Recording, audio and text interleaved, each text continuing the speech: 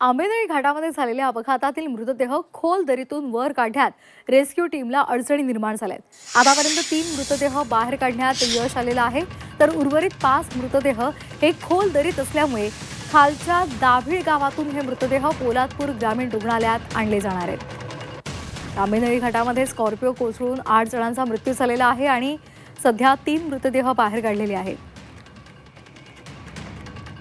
2 बॉड्या rescue केलेल्या आहेत, वरती दोरखंडाच्या साहाय्याने वरती काढली। तिसरी बॉडी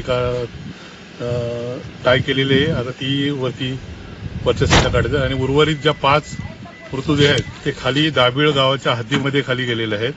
तर तिथे पण काढण्यासाठी प्रचंड अडचणी आहेत, अडचणीचा सामना करायचा। तिथं मधाचं पोळ आहे, तिथे 4 बॉड्या पडलेल्या, तिथं मधाचं पोळ आहे आणि ते मधाच्या पोळ्यामुळं जे रेस्क्यू टीम आहे त्यांना मोठा धोकादायक आहे।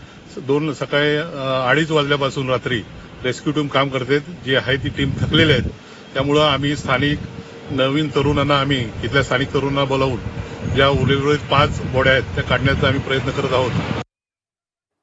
दरम्यान या संदर्भात मुख्यमंत्र्यांनी प्रतिक्रिया दिलेली आहे, पाहूयात।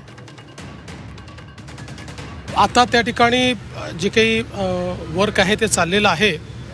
3 बॉडीज मिळालेल्या आहेत आणि अजून बॉडीज शोधण्याचा प्रयत्न चालला आहे, त्या देखील मिळतील। अतिशय दुर्दैवी अशा प्रकारची दुर्घटना आहे आणि खरं म्हणजे या संदर्भात पहिल्यांदा कोणाला माहितीच नव्हती, पण नंतर हे मिसिंग आहेत लक्षात आल्यानंतर शोध घ्यायला जेव्हा सुरुवात झाली त्यावेळी लक्षात आलं की अशा प्रकारची दुर्घटना झाली आहे। त्या संदर्भात आता पुढची कारवाई चाललेली आहे।